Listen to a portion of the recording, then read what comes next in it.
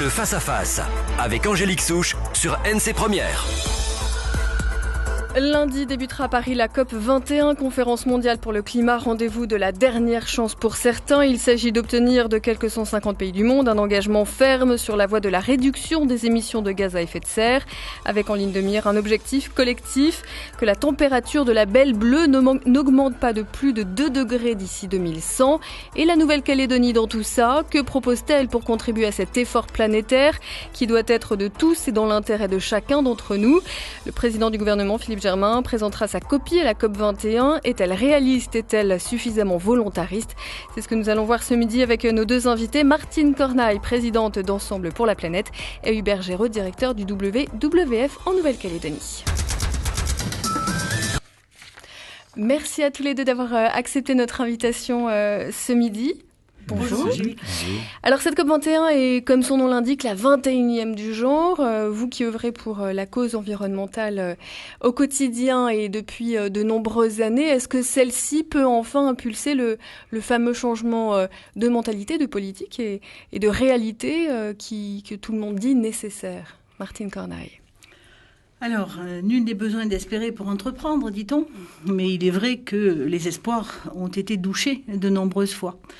Donc, on va laisser toute sa chance à la COP21, mais cependant, on est d'ores et déjà extrêmement critique et sur la forme de cette conférence internationale et sur les moyens qui vont être mis en œuvre pour tenter d'atteindre cet objectif de ne pas dépasser 2 degrés de réchauffement climatique à l'horizon 2100. Mais on est mal parti. Hubert Géraud, est-ce que vous êtes un petit peu plus optimiste? COP21, ça veut dire qu'il y a eu 20 rendez-vous manqués. Donc, en effet, il faut être pragmatique, mais rester optimiste. Optimiste, on peut l'être parce qu'on n'est pas dans le fiasco, on prépare pas le fiasco de Copenhague. Pourquoi? Parce qu'il y a eu davantage de préparation en amont de ce sommet. C'est pas parce que c'est la France, mais en tout cas, ils ont tiré des leçons de Copenhague. Il y a beaucoup plus de pression de la société civile et de toutes ses composantes aujourd'hui qu'en 2009. Clairement, maintenant, on a même les grands mouvements, les grandes religions qui s'y mettent, ne serait-ce que le pape François avec son encyclique, c'est quand même assez nouveau, et ça touche par ces biais-là des millions, voire des milliards de personnes. Donc il y a une pression sociétale plus importante, il y a davantage de préparation, il y a une structuration avant et après 2020 dans les négociations qui se préparent, et il y a également un quatrième pilier, l'agenda des solutions, qui est un élément qui va tirer pour partie les ambitions à la hausse par rapport aux ambitions des États. Donc, alors expliquez pour les auditeurs l'agenda des solutions. L'agenda des solutions, c'est les acteurs non étatiques qui participent aux propositions, à l'ambition collective. Donc c'est aussi à l'image bien de la Nouvelle-Calédonie. Alors pour l'instant, oui. Alors ce serait bien qu'elle soit rattachée aux ambitions de la France et de l'Europe, mais en effet pour l'instant elle n'est pas comptable de ses émissions de gaz à effet de serre. Mais vous pouvez avoir des entreprises. Alors bien sûr, elles sont pas toutes blanches, grises ou noires, mais voilà, il y a des propositions, il y a des communautés de communes, il y a des régions, et par exemple dans cette dimension territoriale, on a souvent des propositions beaucoup plus concrètes, beaucoup plus intéressantes en termes d'écomobilité, de production d'énergie, etc., que parfois ne le font les pays. Alors c'est justement, Martine Cornaille, la méthode que vous critiquiez. En effet, puisque les discussions bilatérales sont secrètes. Et par définition, lorsqu'on est démocrate, on est contre le secret. Donc on aimerait que les discussions se fassent au vu et au su de tout le monde. Ensuite, s'agissant de cet agenda des solutions, nous déplorons la trop grande place qui est faite aux entreprises et notamment aux grandes multinationales de l'énergie. Alors, trop grande place, c'est-à-dire que... C'est-à-dire que tout est à vendre à la COP21. Les emplacements, les interviews, tout est à vendre. Voilà. Alors bien sûr, il y a des tarifs réduits pour les ONG, mais franchement, c'est du greenwashing. Donc on est extrêmement critique sur la forme d'organisation choisi par la France pour cette COP21. Et est-ce que vous pensez que de cette organisation qui pour vous est critiquable ne peut pas malgré tout sortir un résultat qui soit bénéfique ? Bien sûr que si. La preuve en est, Angélique, que PLP a été à l'initiative de la constitution du collectif calédonien Climat. C'est parce que, voilà, s'il ne restait qu'une infime chance d'aboutir, on considère qu'il faudrait la courir. Et donc, nous avons constitué ce collectif pour participer aux 2200 événements mondiaux organisés dans la société civile autour de cette COP21 et pour que la Calédonie ne reste pas à l'écart et qu'on arrive, en tout cas on l'espère de tout cœur, à peser sur les décisions publiques calédoniennes. Alors justement, la Calédonie, au sein de cette COP21, on y vient avec cette première question. Est-ce que les Calédoniens eux-mêmes se sentent concernés par l'enjeu ? Martine Nollet est allée à leur rencontre pour le savoir. Je vous propose d'écouter ce florilège de réactions. On en reparle après. Si on vous dit COP21, ça vous parle ? Oui, tout à fait. J'ai entendu ça récemment à la radio. Et ça parle des États qui doivent se mobiliser pour faire quelque chose pour l'environnement. Il faut que ça soit du concret maintenant. Et c'est vrai que réunion sur réunion, et tout le monde s'accorde à dire qu'effectivement, il faut. Pas du tout. Mais rien du tout. Ils se réunissent, ils bouffent bien, ils boivent bien. Il n'y a rien qui en sort. Moi, ça me fait penser au réchauffement climatique. C'est la réunion de plusieurs chefs d'État en France, à Paris, qui vont discuter de tous ces problèmes. Mais c'est important, l'environnement, la planète, tout ce qu'on va léguer à nos enfants. Moi, ça me préoccupe énormément, oui. Est-ce que ça vous inquiète ? Oh, très inquiète, parce que je vois que les gens, en fait, ne se soucient pas de grand-chose. Oui, c'est difficile de ne pas l'être. Parce qu'on a des bouleversements climatiques, le réchauffement s'accélère, inévitablement avoir des répercussions sur nos modes de vie. Ça inquiète, ça interpelle. Est-ce que vous avez confiance aux politiques ? Confiance, de toute manière, il faut faire avec. De moins en moins, ils nous ont tellement blousés, nous raconté tellement d'histoires. On se prend en main déjà, au sein de sa famille, au sein de tout, parce qu'on ne compte pas sur eux. Ils savent bien que tout va mal. On est en train d'avoir l'eau qui recule, les glaciers qui fondent. Ils ne font que parler. Ah non, pas du tout. Pas confiance, pas du tout. Parce que j'ai aucune confiance dans les gens qui sont capables de retourner leur veste et de dire tout et son contraire. Voilà, donc alors bien sûr, c'est un micro-trottoir qui n'a pas valeur de sondage. Quelle réaction vous inspirent justement ces paroles de Calédoniens ? Je partage assez leur pessimisme sur l'issue de la COP21 et leur pessimisme relativement au courage dont les politiques font preuve, mais les politiques d'ici et d'ailleurs, il n'y a pas de différence fondamentale. Ils sont tous dans le double discours et bien peu sont dans l'action véritable et la conviction.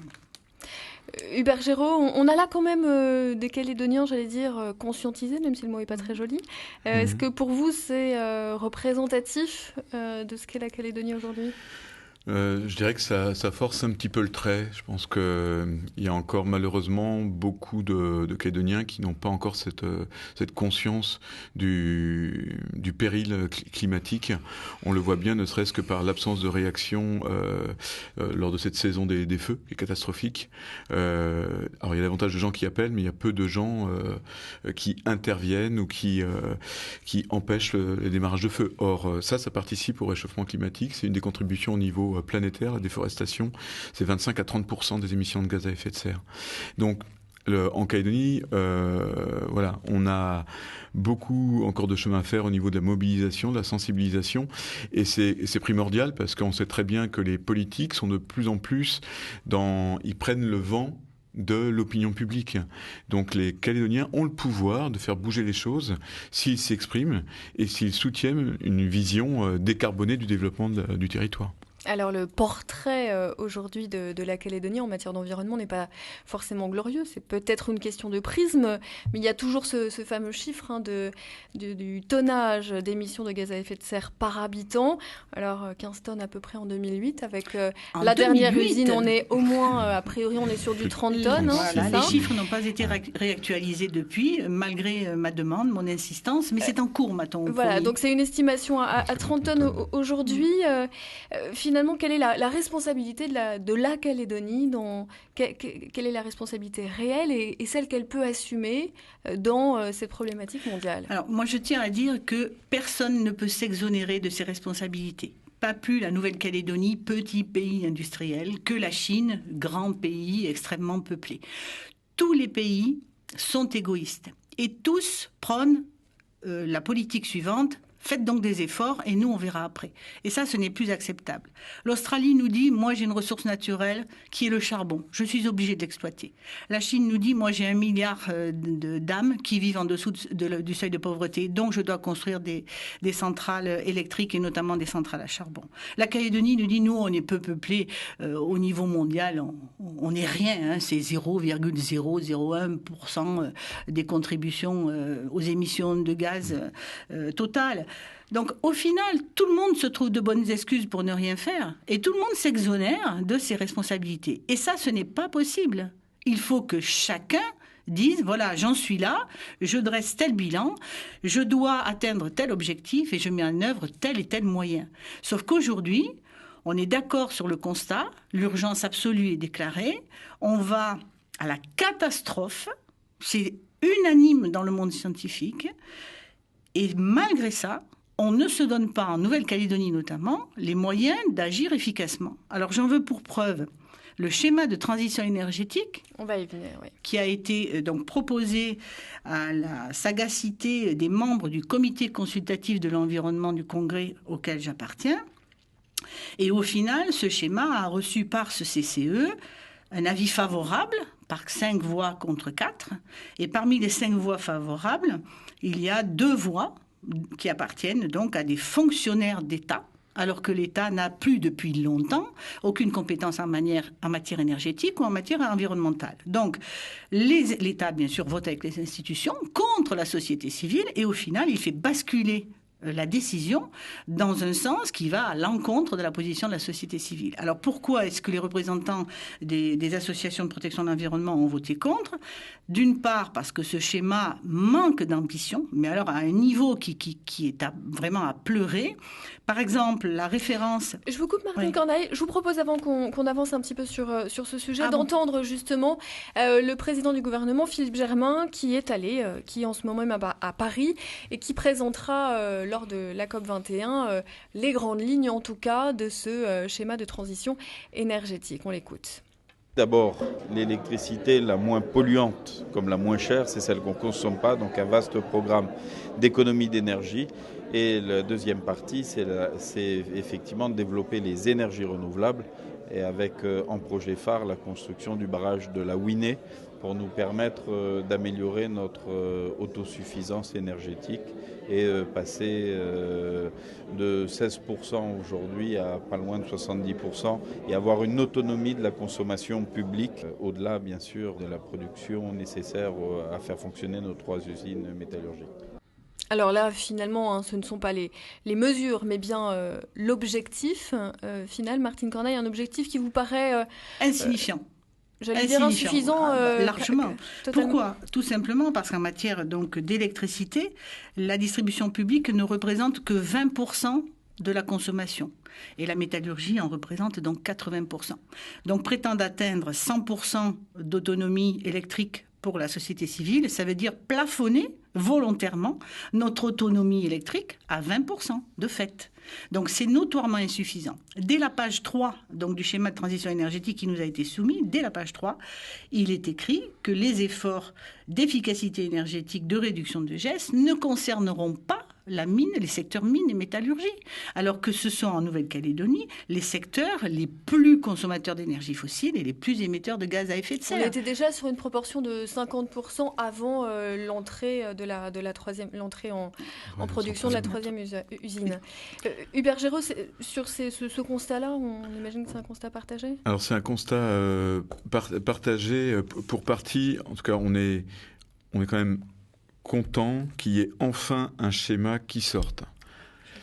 Alors là, clairement, ça fait très longtemps qu'on l'attend, qu'il y ait enfin quelque chose qui soit critiquable, mais qui soit exprimé et partagé.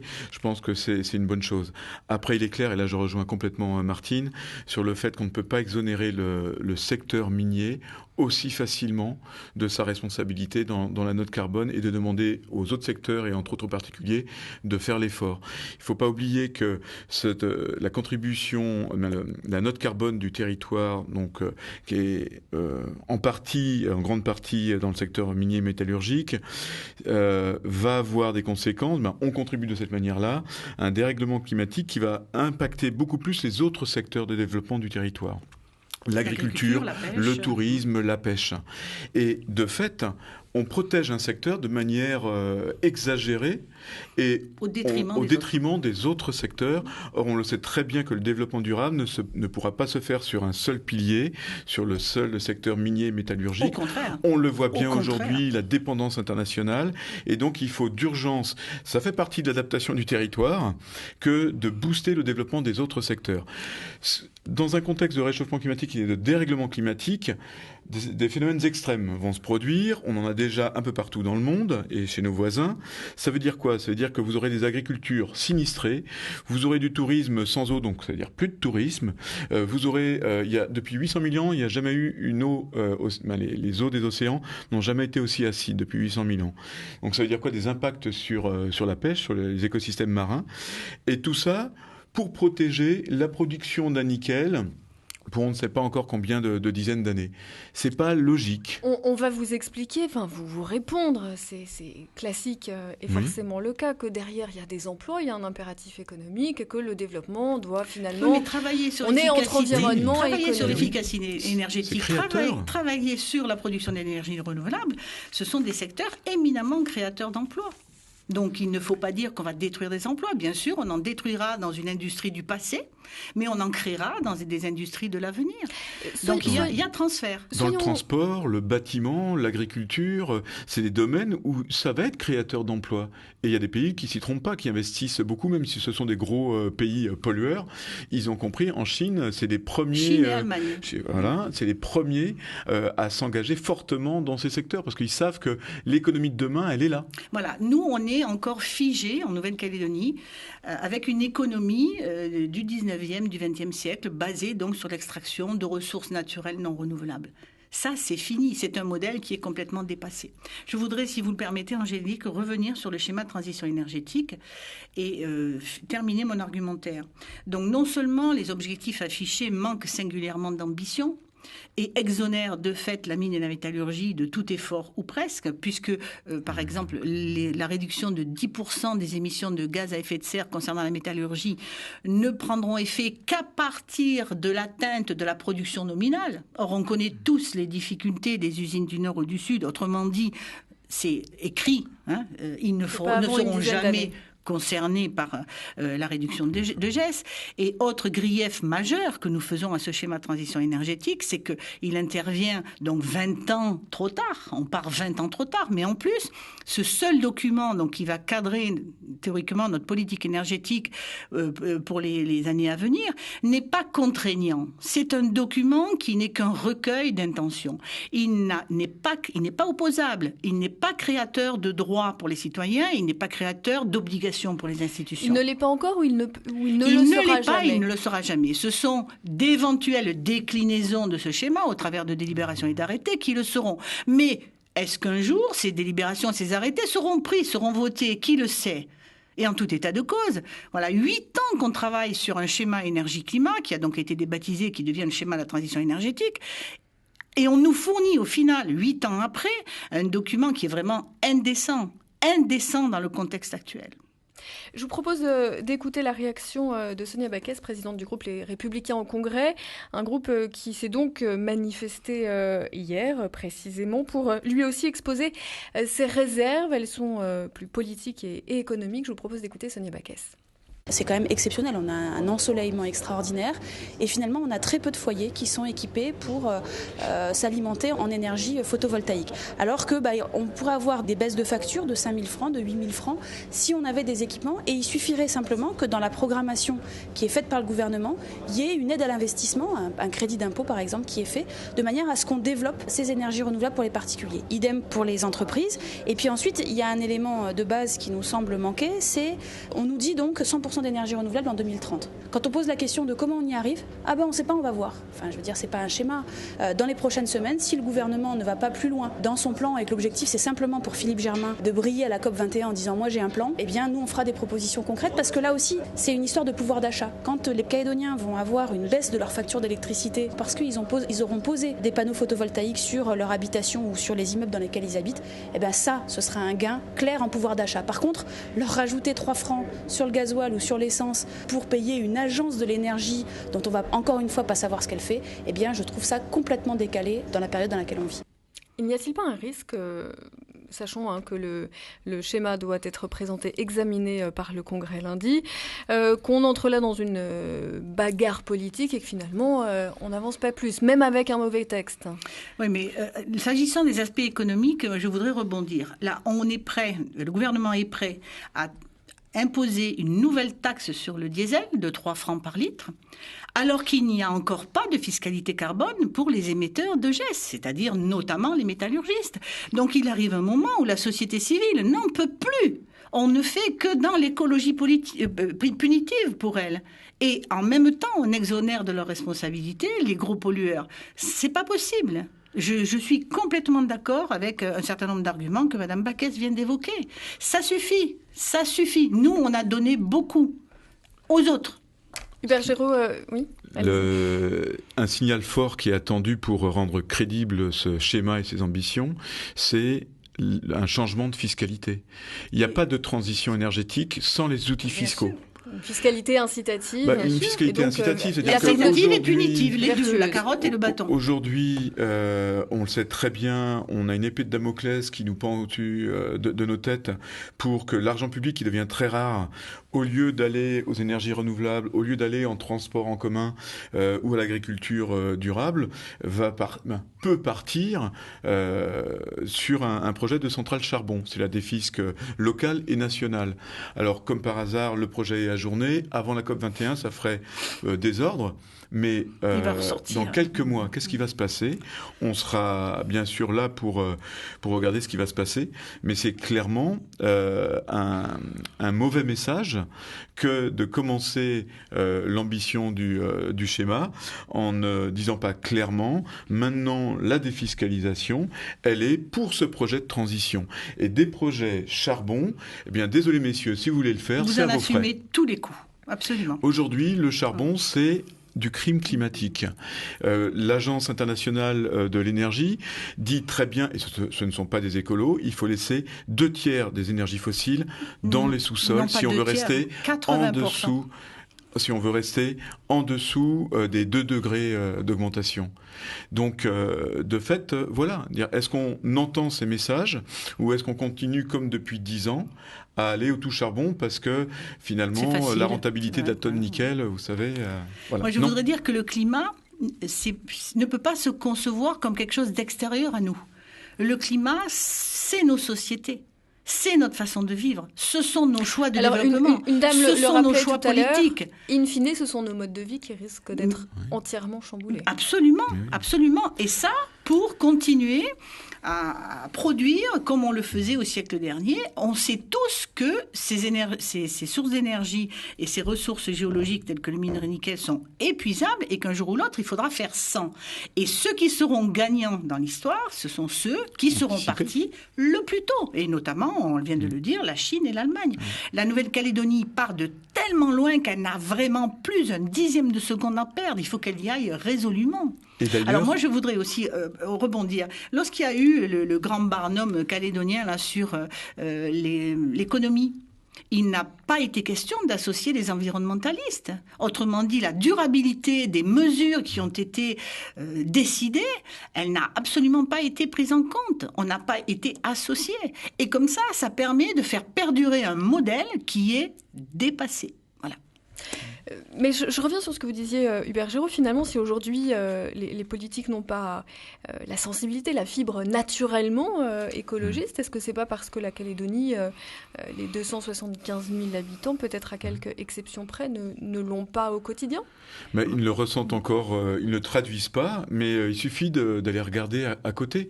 On parle de solidarité régionale, d'intégration régionale. On ne peut pas fermer les yeux sur ce qui se passe en ce moment, par exemple à Fidji. À Fidji, il y a un plan national pour déménager une dizaine de villages du trait de côte. On va les emmener dans les terres parce que leur terre natale va disparaître. Donc Fidji va conserver des terres, mais des pays comme Kiribati, Tuvalu, eux vont disparaître de la planète. Donc ça, c'est notre futur, c'est leur réalité, leur actualité. Mais je trouve que le niveau de solidarité est encore relativement faible et on ne s'ouvre pas les yeux suffisamment parce que ce qui leur arrive va nous arriver. Donc, ça nous arrive déjà. Il y a un certain nombre de zones de Nouvelle-Calédonie qui sont sur la côte est, Ouvéa, bien sûr, qui sont déjà concernées. Je voudrais dire autre chose et je l'ai mangé. Moi, je voulais vous demander quand même, Sonia Backes, lancer cette critique sur l'agence qui doit être finalement le pilote de ce grand schéma, l'agence de l'énergie, coût 1 milliard, on l'a dit. Est-ce que ça, c'est nécessaire ? Est-ce que c'est un gage d'efficacité ou est-ce que c'est juste une nouvelle couche dans le millefeuille de qui gère quoi entre province, gouvernement et un institut qui serait public aujourd'hui ? Alors, j'imagine que cette agence de l'énergie prendrait la place d'un certain nombre d'instances actuellement existantes. Y compris comme par exemple les codes environnementaux qui sont provinciaux aujourd'hui, etc. Ah non, pas les codes de l'environnement. Non.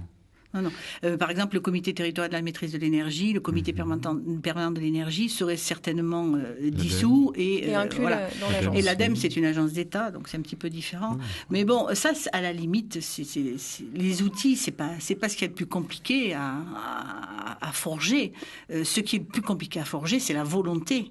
Et c'est ça qui fait défaut, Angélique. Donc, désolée, je ne retrouve pas ce que je vous souhaitais dire. Vos préconisations, Hubert Géraud, alors vous êtes tous les deux dans deux associations avec une identité propre. WWF, j'allais dire le leitmotiv à l'échelle nationale et mondiale, c'est ce volontarisme positif, c'est-à-dire essayer de positiver ce qui se fait et d'avancer à petits pas. Concrètement, pour la Calédonie, comment on peut avancer là dans les 10 dernières années avec toujours cette idée d'urgence en tête? Dans les 10 prochaines années, vous voulez dire? 10 prochaines années, oui, je veux dire. Merci. Sinon, on va reculer. Eh bien, il y a un des éléments que disait Martine, le fait de ne pas associer l'ensemble des composantes de la société. Je crois que c'est un mauvais calcul. Alors, bien sûr, ça crée des débats, bien sûr, ça crée des tensions temporaires, mais il faut mettre tout le monde autour de la table pour cette ambition de transition énergétique. Donc ça, c'est un premier point. Le deuxième, clairement, et je vous l'ai déjà signalé, c'est cette question donc là, j'ai pas de la gouvernance, et la question de la fiscalité. C'est indéniable. Il n'y a pas un élu qui vous dira le contraire. L'argent public et des mécanismes pour le mobiliser, il faut qu'il soit au profit de cette démarche de décarboner l'économie calédonienne. De l'intérêt général. Alors, la métropole n'y est pas vraiment parvenue pour l'instant. Enfin, c'est encore tout récent. Est-ce qu'on a espoir que la Calédonie, cette révolution mentale-là de la taxe écologique puisse se faire, sachant qu'on est en pleine révolution de notre système fiscal. Nous disons, s'il y a une une opportunité, c'est maintenant. La fiscalité est un formidable moyen de rééquilibrage des sociétés, est absolument nécessaire. Lorsqu'on vit en société, il faut y contribuer. Et la Constitution française dit qu'il faut y contribuer à la hauteur de ses revenus. Donc, a priori, nous sommes contre toutes les exonérations fiscales, toutes les défiscalisations, etc. Cela étant dit, on considère notamment en Nouvelle-Calédonie que ce sont toujours les mêmes classes moyennes qui sont, on va dire, pressurées par le biais de l'impôt. Et donc, nous appelons de nos voeux une vaste réforme fiscale qui intègre donc un volet de fiscalité écologique, punitive d'une part et incitative d'autre part, et notamment que l'on fasse, via la fiscalité, une application stricte du principe du pollueur-payeur, mais que, s'agissant des particuliers, il y ait un transfert de fiscalité sur le travail vers cette fiscalité écologique. Il est hors de question d'ajouter, comme vous l'avez dit tout à l'heure, une nouvelle couche pour ces gens qui sont déjà extrêmement pressurés. Alors, ça sous-entendrait techniquement que l'on soit capable de mesurer finalement le principe du pollueur-payeur, de mesurer finalement quels pollueurs sont... Mais c'est facile, mais regardez, en Nouvelle-Calédonie, les pesticides et les agricoles sont exonérés de taxes à l'importation. Alors que de notre point de vue, il faudrait les surtaxer pour en diminuer l'usage et donc en limiter les pollutions et les impacts sanitaires. De la même façon, le charbon ou le fioul brûlé par la SLN ou par Prony Énergie ou par KNS sont exonérés de fiscalité à l'entrée sur notre territoire. Alors que nous, particuliers, on nous matraque avec des taxes sur l'essence ou le diesel. Donc, il faut rééquilibrer tout ça. Et ça, c'est à l'échelle mondiale, c'est le même problème. Et la Calédonie ne fait pas mieux, quoi. Puisqu'il y a 600 milliards de dollars par an investis pour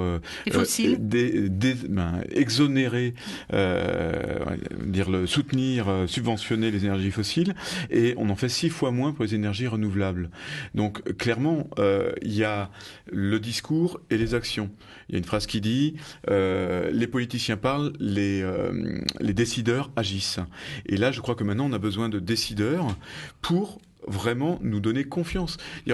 En effet, vous le disiez, le WWF est dans la recherche de compromis. On n'est pas, on aiguise souvent moins les couteaux que peut le faire Martine sur les ondes, mais par contre, on a... C'est un compliment, je pense. On a le même... non, c'est un constat neutre, Martine. On a le même rêve, celui d'un territoire qui véritablement augmente sa dépendance énergétique, partage mieux ses ressources, préserve mieux sa biodiversité, s'engage vraiment dans l'adaptation. On a parlé de l'atténuation des énergies, etc. Mais dans le projet, il y a une demi-page sur l'adaptation. Or, le changement climatique, on va se le prendre. Maintenant, il faut diminuer l'impact. Or, aujourd'hui, qu'est-ce que je vois ? Il y a encore très peu de préoccupations sur la préservation des périmètres de protection de captage d'eau du territoire. Or, on sait qu'on va avoir des sécheresses, on sait qu'on va avoir des cyclones plus forts. Et donc, il faut qu'on anticipe, il faut qu'on s'investisse dedans. Donc ça aussi, c'est un autre signal que l'on attend de la part des élus, c'est que la question de l'adaptation, ce soit pas juste on va réfléchir c'est on agit parce qu'on connaît déjà certaines solutions. Concrètement, quels sont vos moyens ? Alors, vous avez bien sûr le moyen de vous exprimer publiquement et d'essayer de toucher le grand public, mais on voit bien que vraisemblablement les voies pour toucher les politiques ne sont pas forcément exactement les mêmes. Est-ce qu'aujourd'hui, pour être efficace, vous avez une capacité, j'allais dire, positive de lobbying ? On le sait, la loi sur la fiscalité est en marche. Et on n'y est pas associé. Et vous n'y êtes pas associé du tout ? Absolument. Non, c'est des chantiers. Et puis nous, on n'est même plus dans le comité consultatif de l'environnement. On l'a appris il y a quelques mois. Donc, de fait, on n'est pas autour de ces tables-là. Alors, nous, on y est. On siège dans 23 instances consultatives, et notamment le comité consultatif de l'environnement. Qu'est-ce qui cloche là-dedans, sans polémiquer sur comment défendre l'écologie de ces comités consultatifs, déjà, la composition est biaisée. C'est-à-dire que systématiquement, les représentants de la société civile, ils sont extrêmement minoritaires. C'est quoi ? C'est l'administration finalement qui prend le pas ? Vous êtes une caution écologique ? Voilà, c'est ça. Ils ne peuvent pas, compte tenu du contexte constitutionnel qui est le nôtre, se dispenser de nous interroger. Donc ils le font, mais ça reste très formel, c'est à minima. Il n'y a pas de prise en compte véritable, il n'y a pas de co-construction des projets. Par exemple, au comité consultatif de l'environnement, donc il y a 15 jours, je suis intervenue pour demander aux représentants du gouvernement de ne pas se mettre en position de conflit d'intérêts, c'est-à-dire de ne pas voter au sujet d'un texte qu'ils portaient. Mais jusqu'à présent, ça n'a choqué personne. Si EPLP ne dit pas qu'on ne peut pas être juge et partie, tout le monde s'en accommode. Au risque d'être un petit peu, on va dire, pessimiste, mais est-ce que finalement, l'enjeu, la révolution qu'il faudrait faire n'est pas un petit peu trop difficile, trop élevé par rapport à la taille et donc aux ressources, je dirais même humaines de la Calédonie ? Je ne partage pas votre avis, Angélique. Est-ce qu'il y a la compétence ? Est-ce qu'il y a tout ça ? Je pense que oui. Je pense que de surcroît, on a un formidable atout, c'est justement notre petite taille. Donc, on devrait avoir peu d'inertie. Jusqu'à aujourd'hui, c'est une excuse. Mais justement, on devrait avoir peu d'inertie. On devrait pouvoir être un exemple pour la région, notamment, et peut-être même pour l'Hexagone, quoi. C'est-à-dire que c'est une toute petite population avec des décideurs qui sont très proches de la population, de la réalité de terrain. On a moins de millefeuilles aussi juridiques qu'en métropole. Donc on est un pays pionnier. Il y a beaucoup plus de choses à inventer. Il y a une plus grande liberté de créativité. Il y a aussi un tissu associatif intéressant. Enfin, absolument. Donc on a plutôt pas mal d'avantages par rapport même au territoire métropolitain. Donc il faut s'en saisir. Donc on est absolument optimiste. Et moi je fais le pari de la confiance, le pari de la prise de conscience de nos élus, qui est indispensable. On est condamné à réussir, parce que sinon, c'est-à-dire qu'on condamne les générations qui viennent. Donc on n'a pas le droit. Donc c'est quelque chose d'indispensable. Alors il y aura encore des débats. Mais il va falloir passer à l'action et faire des démonstrations concrètes. C'est pour ça que passer je crois à l'action, beaucoup. qu'est-ce que ça peut vouloir dire pour le WWF? Alors, passer à l'action, c'est cette question de fiscalité, le message, pas de défiscalisation pour la centrale charbon. Comment allez-vous SLN. le défendre, le porter, ce message? Alors, on le défend déjà jusqu'à Paris, à Bercy et dans les ministères. Donc, et ici, on se rapprochera à nouveau du gouvernement. Mais en tout cas, on œuvre beaucoup à Paris, parce que c'est la plus grosse part du gâteau. Il est clair que pas tout à fait. Si on intègre les exonérations fiscales, la plus grosse contribution, c'est la Calédonie qui va la donner. Je ne parle que de la défiscalisation. C'est une forme de défiscalisation, l'exonération. Je ne compliquais pas le schéma. Donc il y a cet aspect-là qui est un élément crucial, un signal crucial à envoyer. Et puis il y a véritablement à mettre en place rapidement des mesures pour les énergies renouvelables, mais qui soient conséquentes. Alors, le barrage de Winnet, on est un peu moyennement d'accord. Vous avez senti tous les deux un peu sceptiques en entendant la proposition de... Oui, il faut l'énergie renouvelable. Il faut réfléchir à où, et il faut voir les impacts que peuvent avoir ce barrage en termes d'infrastructure sur les forêts qu'il reste, sur les cours d'eau préservés un peu plus de la côte oubliée. Donc, on ne dit pas non, mais on ne dit pas oui non plus. C'est pas forcément le projet... le meilleur. Le meilleur. Nous, de surcroît, on est pour des productions décentralisées, au plus près de la consommation, parce qu'il y a des pertes en ligne considérables. Tout à fait. Donc des micro-projets, et notamment ce qu'on appelle le micro-hydraulique au fil de l'eau, qui sont beaucoup moins impactants puisqu'il n'y a pas de retenue. Et de creuser les voies de l'hydraulique gravitaire, par exemple, où on associe de l'éolien, du solaire pour monter de l'eau dans un réservoir, et qui après n'est plus intermittent. Ça, c'était dans l'énergie, dans l'expertise énergie de 2008. Donc ça, on est 7 ans plus tard. Il y a une fiche action. Voilà. Donc on est 8 ans plus tard. Alors pour vous rassurer, avec le plan de transition énergétique, il y a, je crois, 99 fiches. 91 d'actions. Ouais. Voilà. Oui, tout à fait, mais on jette pas tout, et il faut avoir une critique constructive. Moi, je trouve qu'à l'intérieur, quand même, on trouve des choses intéressantes, mais le niveau d'ambition, et entre autres par rapport au domaine minier métallurgique, là, il est vraiment à revoir. On ne peut pas tout faire porter aux autres secteurs et à la population civile. Voilà pourquoi on a voté contre. Alors, j'ai retrouvé ce que je voulais dire, en fait. Rapidement, parce que je voudrais qu'on parle quand même de dimanche. De la prise de conscience des Calédoniens relativement aux questions environnementales et climatiques, je voudrais dire que lors de la deuxième enquête publique concernant la centrale C, pour autant que je sache, il n'y a que 30 Calédoniens qui se sont déplacés pour donner un avis. 30, c'est quand même fort peu. Aux 600 milliards d'aides aux énergies fossiles dans le monde, je voudrais ajouter les 450 milliards de coûts, de dégâts, de catastrophes climatiques. Donc on dépense 1050 milliards chaque année au niveau mondial, en vain, pour rien. On se fait du mal et ça nous coûte cher. De surcroît, la Nouvelle-Calédonie paye 64 milliards pour son fioul, son charbon, ses carburants automobiles. C'est autant d'argent qui part à l'extérieur, donc dans les mines de charbon australiennes ou dans les raffineries de Singapour. On considère qu'avec une partie de cet argent, on ferait mieux de créer des emplois durables, pérennes, non délocalisables pour nos enfants en Nouvelle-Calédonie, dans le secteur des renouvelables.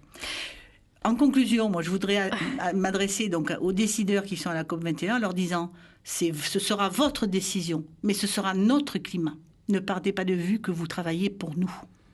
Alors justement, j'imagine avec ce mot d'ordre-là que toutes les associations écologistes du territoire, sous deux collectifs différents, se rassemblent dimanche donc, pour mobiliser la population. Expliquez-nous, voilà, qu'est-ce que vous attendez de cette population qui peut-être vous écoute aujourd'hui? Pourquoi braver éventuellement le soleil et la plénitude dominicale pour venir dimanche à Lansvata?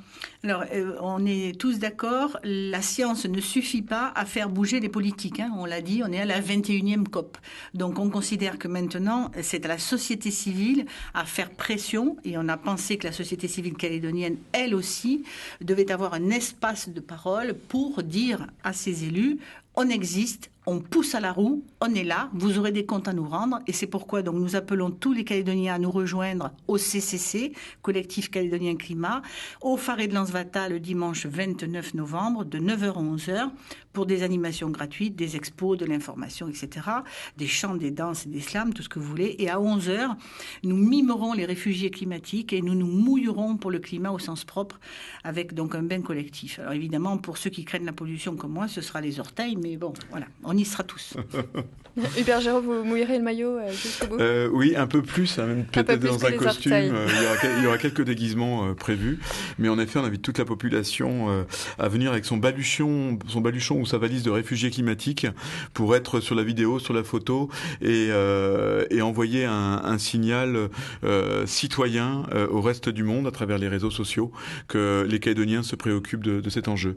Et puis le relais est passé juste après un deuxième collectif, Cordiline, qui continuera de manière festive la journée et à 17h qui constituera un grand mur blanc, puisqu'il faut venir avec un t-shirt blanc, pour être face à la mer avec un message qui sera relayé sur le réseau Havas. Merci à tous les deux. Martine Cornaille pour EPLP, Hubert Géraud pour le WWF d'avoir participé à cette émission qui sera rediffusée dimanche à 17h, juste après cette grande journée de mobilisation et qui sera prochainement disponible sur notre site internet www.ncpremière.nc. Bel après-midi à tous, restez en notre compagnie sur La Première.